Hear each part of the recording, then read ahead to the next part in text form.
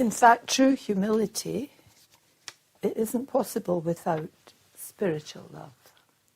So this is why Raj Yoga teaches us to focus on the energy of the soul, because all our power and strength is in that energy. It's the energy of life. And it's taken a back seat because everyone's enchanted with the physical. And so busy looking to see how can we make that work, how can I get that, how can I get this, why am I not getting that and they're getting that. We're so caught up in collecting physical things. Start to make a space to bring your energy back to the front. Because when we totally focus only on physical things, the physical things don't last. They have never lasted and they never will. So all that effort, all that stress, all that energy,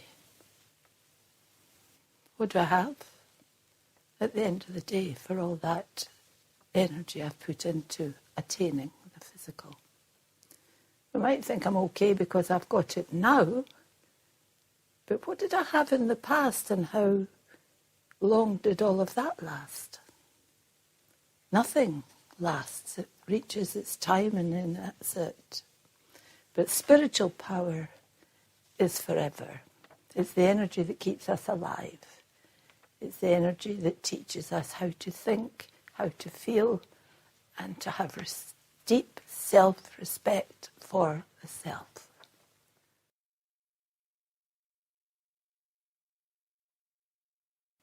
When we have this thought that I did this, I am good.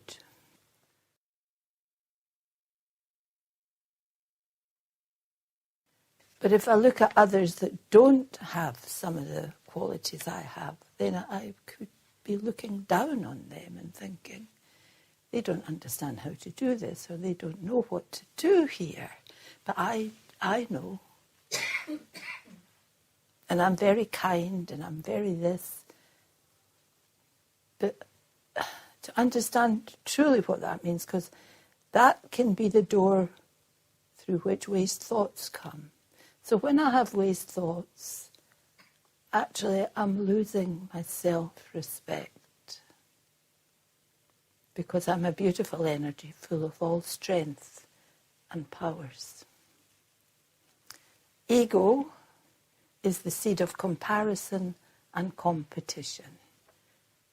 So there's, again, you've got to look at it. So we do everything to try and make things work. But if I do it to try and put someone down in the process with happiness, put them down because they're not as good as me, I have to look at that. Because they might be good at things that I've never even thought about. Because we all have our different qualities. So if I count the virtues of the self, I'm good at this, I'm really good at that, I've got a really good job, I'm really good, I'm so kind and helpful and everything. If I do that and then count the weaknesses of others, that they've not got that, they can't do that, they wouldn't understand this. But I wonder what it is that they have that I would not understand. Because everyone has qualities in their own department. If I keep focusing on how great I am, only me, only in this department, that department might close down. Then where will I be? If I count the virtues of how smart I am and how weak others are, I will become arrogant. I am the best, I am so great, I am good. These thoughts can make my ego huge. So it's quite good to have good thoughts in the right way. If I have it forcefully pushing myself into a position of greatness, then I'm not understanding the other side of my character and the fact that my weaknesses are getting covered up by this ego. So I cannot have self-respect. To be humble is to look at our own weaknesses and think, whoa, what could I do to make that better? How can I change that? This is to be humble. And then to see the greatness of others, and they're not doing this, so they are going, I am the best, I am great. And to understand it and think, well, let them enjoy what's happening now. But if you're practicing meditation, you don't want that temporary job.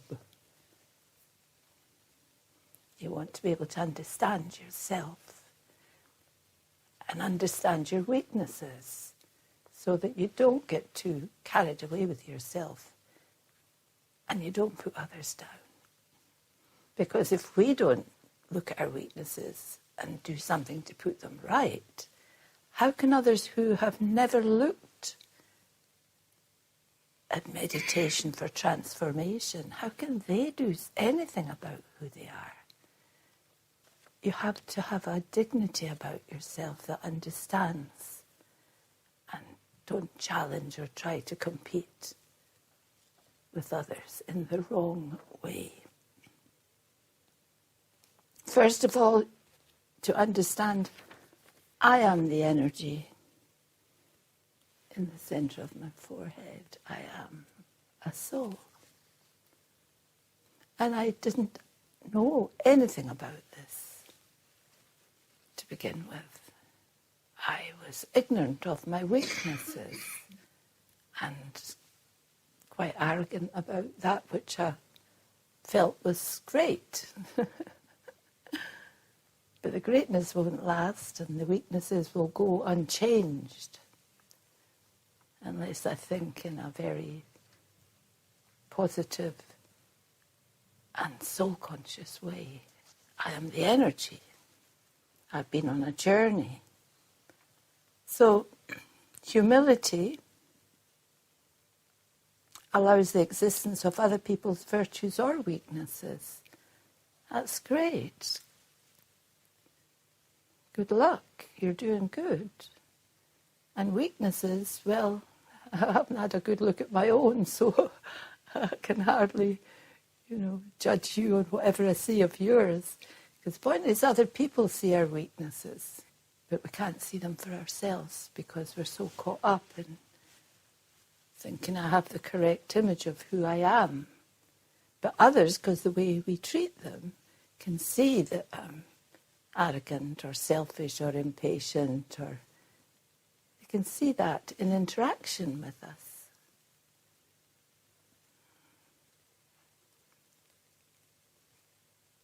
So each individual is unique. So everyone will have a very unique life energy. And everyone will have something really special that I won't even be able to see if I'm carried away with how great I am. But everyone on the planet has a speciality tailored to fit them, and it will be brilliant. But we don't see that. We've been so taught to see who I think I am. Who I think I am. And if I think I'm great and only I know how to do this, and they don't know anything about this, and because you don't know what they know, because they don't know, they just live their life if they haven't been practicing meditation, and we're looking down on others. Not a good habit. So humility does not mean being submissive because of lack of respect for yourself. Being humble means to be so sure of your own spiritual attainments, and you don't need to criticize anyone or to show off. If I can get my own track up and running, And I begin to see I have specialities. When I practice meditation, I can see I'm becoming more peaceful. I'm maybe even becoming more kind. I'm becoming more understanding. I'm having more courage. And many other qualities. So when I tick the boxes for myself, then I can have the dignity to have self-respect. I can truly say, I'm putting energy in here, and I can see that I'm courageous and I'm steady and I'm very determined. And my self-respect is up and running. But if I was to use this to put others down, then I'm being foolish. So that means I'm having lack of self-respect for myself. And if I could remember that every single person is unique, and the only thing that starts to pull us together and share together is when we practice meditation and look at soul energy. So therefore a whole crowd of people are starting to look at soul energy and tick in the box of their dignity and self-respect and the feeling to support others starts to become a practical thing, in that you want to treat them in such a way that they might start to wake up to their own specialities. But if I treat people and they come and say, oh, a terrible time I had at work, oh, we get bossed around all day and we're just treated in not a very good way, they're not going to get a chance to move out of that into looking at a peaceful way of thinking.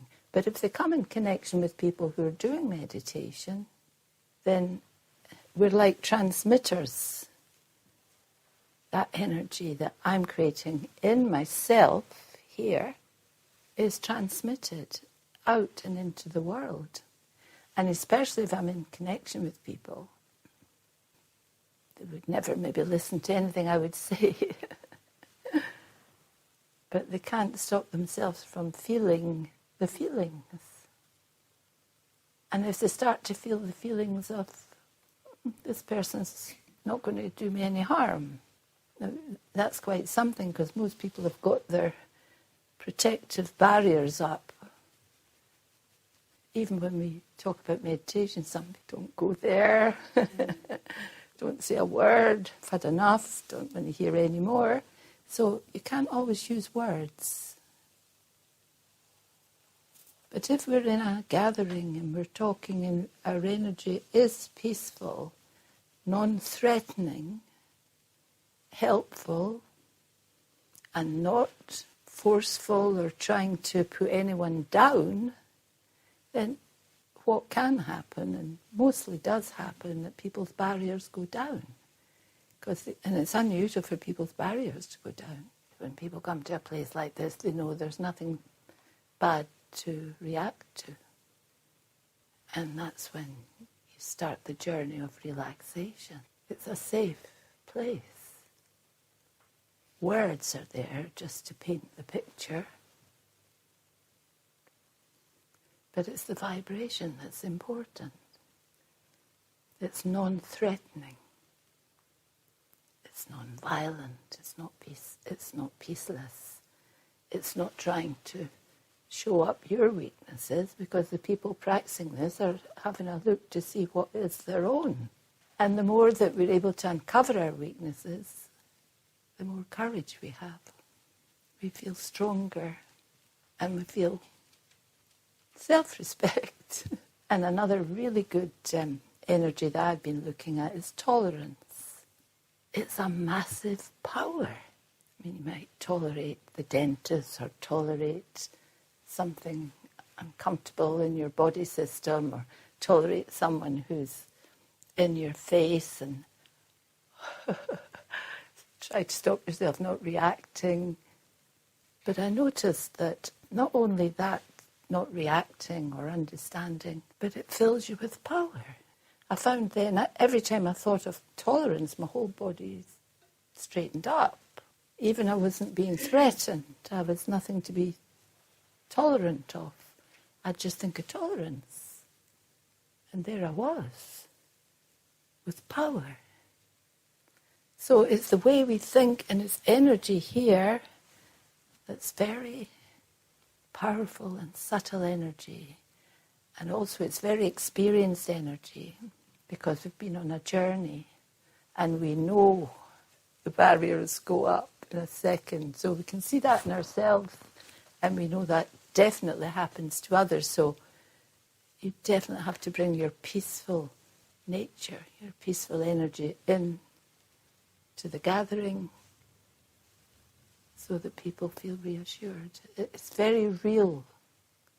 It's very real. It's not just to do with words or fancy actions. It's to do with the way that I think. The way I think brings forward energy patterns, and energy keeps going out into the world. And if I'm thinking of the self as a spiritual being, those energies are the truth. Sometimes if we just use words, they're not always the truth. And we get carried away with the sound of our own voice, and we get carried away with this, that, and the next thing. And especially if there's something dangerous comes along. The truth, we have to teach ourselves to see, understand, and know the truth in myself. That truth comes out in a natural way into the atmosphere. Om Shanti. I hope that was useful. It's a one very simple answer. Self-respect means to respect others no matter who they are or what they are. That's a tough one, actually. It has to change quite a lot of the way we would have felt we had to have nothing to do with that person, tell them off, move away or whatever. But everyone's worthy in their own way of respect from others, because everyone's playing their part in the drama of life, and we don't know what obstacles everyone has. So it makes it easy as well. We do our best, and this is what shows that you're learning yourself, to not criticize and start putting down someone who's doing something that I don't approve of. So who am I? Am I the big judge? I don't know the details. I don't know their journey.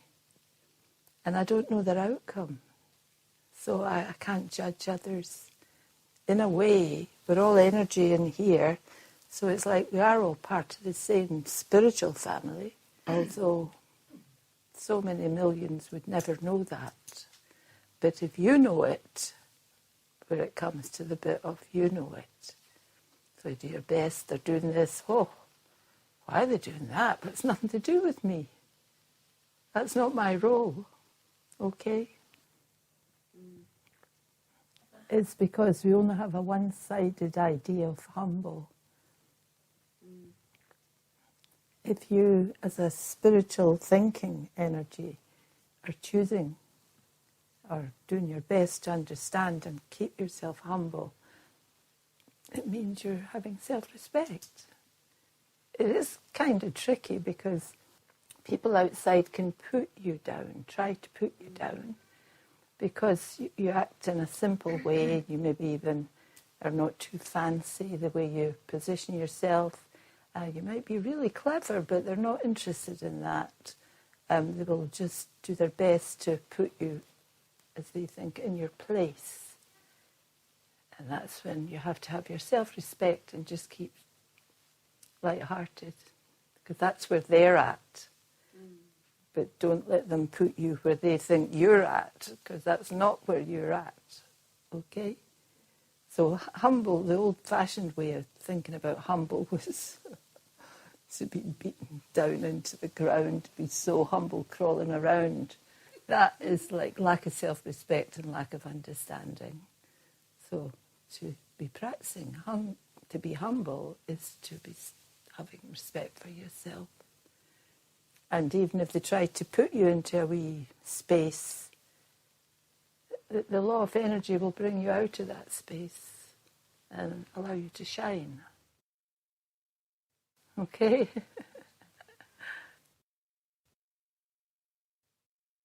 And we've been there for a long, long time, doing our best to physically get it right. Then we have arrogance about how we got it right, or how right we are, and how wrong they are, whoever they are. That's why there's so much chaos, actually, in relationships and work situations, and everyone's in there pushing who they think they are. And if you're not pushing who you think you are, and you're just acting very pleasant, in a way it will work a lot of the time, this pleasant nature, but you won't get respect for it. They'll be quite happy and quite like you, but they're not going to go, wow, too peaceful, too nice. It's not a challenge. So you have to check that what you want is the real you to keep coming through, no matter what the circumstances. And for that, you have to be quite sure of the real you.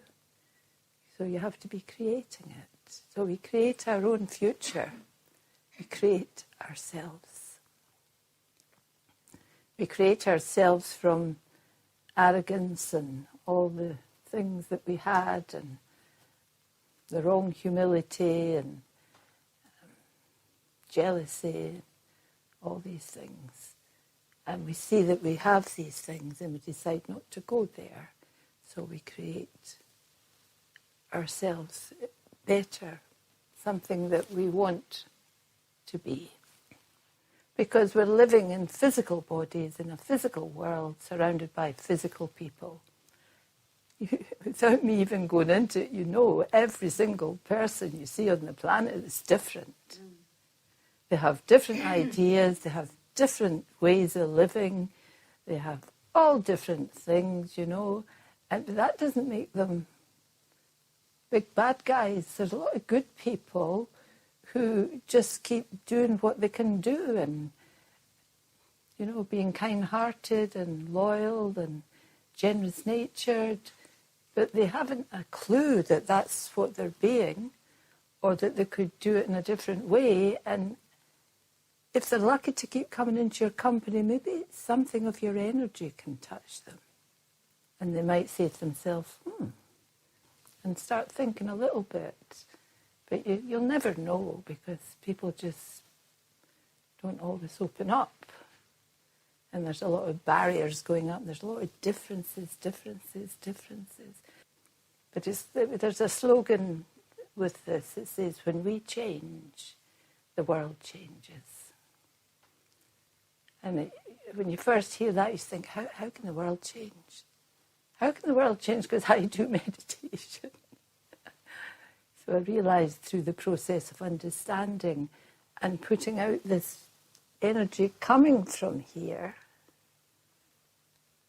and if there's thousands of people doing that, and those thousands of people are all surrounded by everyday people,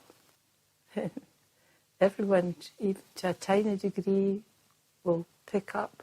Because the other thing is, for every human being on the planet, their original nature is peace. And we might think, peace? But peace is your inner power. Even if someone sits and only practices peace, they're lifting themselves up, because when I begin to take on board the power of peace, I then have the power to have courage, to have discipline, to have discrimination, to have love, to have generosity. Masses and masses of virtues come from peace. So gradually, something is going everywhere. When you practice meditation, you're trying your best to bring forward your natural energy. And natural energy is good and positive. and powerful. And when you have waste thoughts, you've forgotten that, and you think, oh, why did that person shout at me? Oh, I don't know what to do about this. Oh, I don't know. What's happening to me today? I had a good day yesterday, but I'm not having a good day today. These are waste thoughts. Because in a second, you can remember and go, I'm so lucky knowing that I can use this energy and just keep calm and just let it fade. It'll just go away in a second. It'll be gone in the drama of life. Nothing trails along with us. Waste thoughts is to keep allowing those thoughts of not valuing yourself, actually. Lack of self-esteem. Because you can change it, but sometimes you need a pause. You need to just go, let me breathe, let me not think of that, let me just think of something powerful. Let me think of tolerance, let me think of courage. And even you do that, you've changed the energy track in a second. Okay? It is wasting your energy. And also waste thoughts, they're old-fashioned. I have to say I'm not one for old-fashioned. It's okay, things that are sort of historical, but old-fashioned ways, old-fashioned habits of defending yourself, pulling down others, keeping myself away down here, letting others be really horrible to me and not keeping myself okay. When I buy into all that old way, it's old-fashioned. And look at us all, nobody here wants to be old-fashioned, do they? No. So looking at yourself as the energy is the latest fashion. Because newness, new designer in here. There's a new designer designing new ways of energy. It's nice. You want to be an energy designer.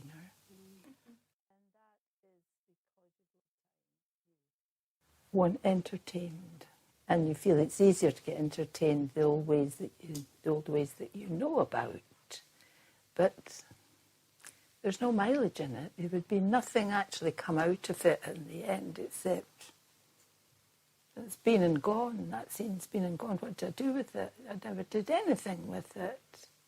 To catch the self if possible, and just become calm and decide that you're going to play with your new energy rather than your old energy. You can't erase the past because it's recorded in you.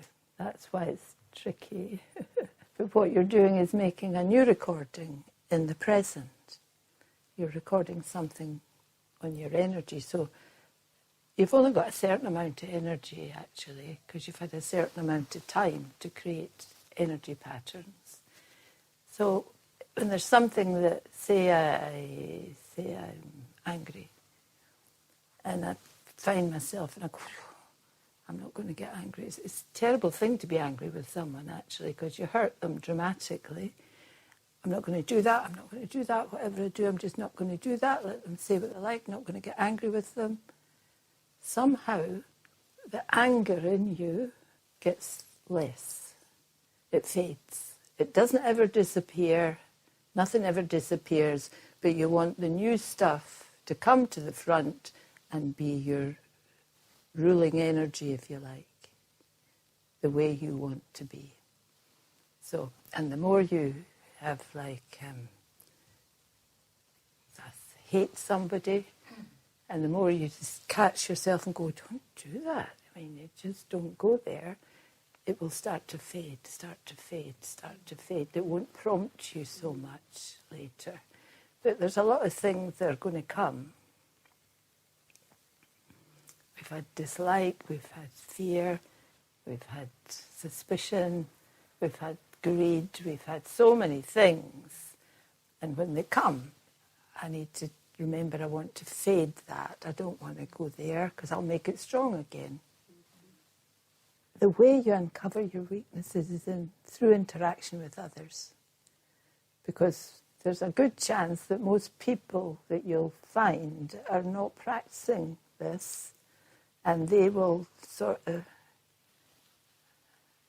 cause you to want to react to them. And you can see how you're up for a challenge, so, or you're in denial, or you hate them for that, or you're whatever. Your weaknesses will come up in interaction with others. And you'll see that without this, you would have gone in there and, depending on what kind of character you are, totally crushed them with your anger or dislike or whatever. But with this, you think, oh, I don't want to go there. And the other thing you learn is if others are dramatically not nice to you, and you feel what that felt like, oh my goodness. Oh. And then I make a vow to myself, I'm not going to do that to anyone, because it was such a dreadful experience, uncomfortable, and you were trapped and you couldn't do much about it. It was like, oh, because someone's taken their wrath out on you. And it's not nice at all. It's dreadful. So you then make a vow, I won't have that weakness. And you do your best to not go there, because you feel, if you're realistic, you'll feel the discomfort that caused you. I would be so delighted to see a weakness in myself, because the weaknesses are like slippery. Whew. I never knew you were there, because you don't know, because we must have so many little ones, big ones, medium ones, the way we would have acted in the past. You do meditation, you practice being calm and peaceful, you practice having respect for yourself and respect for others, and you'll be surrounded by people who are not doing that. And they can think you're soft and stupid and not quite right. So you've got to be up for that if you want to change. But the other side of it is if you're truly, sincerely putting out a calming energy, all of that will come back to you. It's not just bad things that will come to you. All of that will actually come back to you. And also you'll start to feel yourself physically, emotionally empowered. And it will also have a huge effect on the health of your body, because instead of it getting all battered with anger and dislike and hopelessness, it's starting to resonate with different energy. Okay? Thank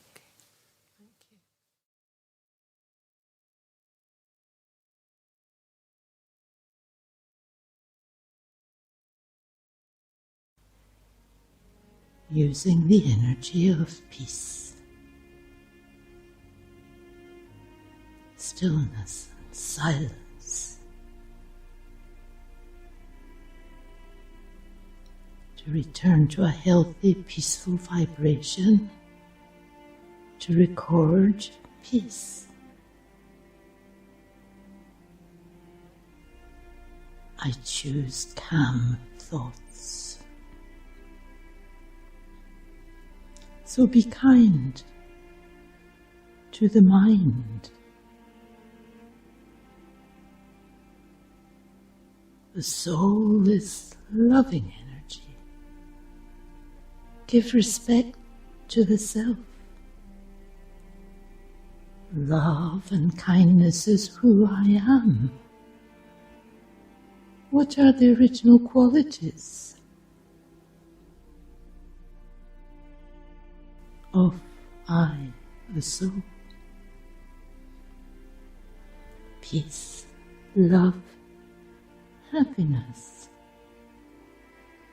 So to return to what is natural in the self. Peace, love, and happiness.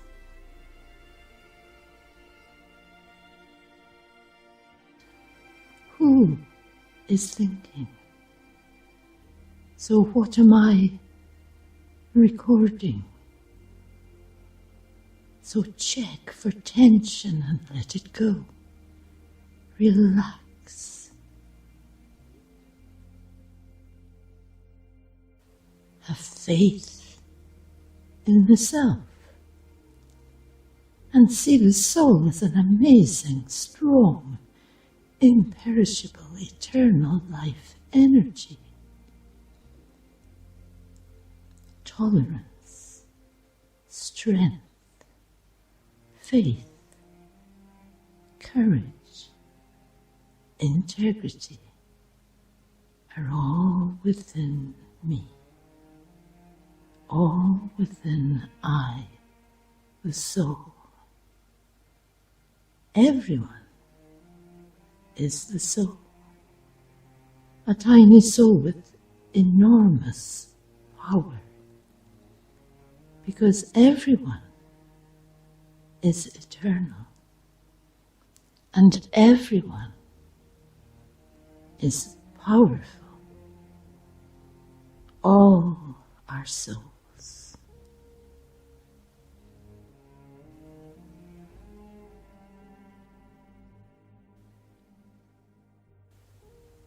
Our original nature, our foundation, is peace, love, and happiness. Peace, love,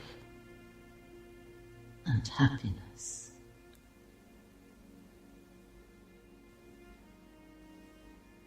Om Shanti.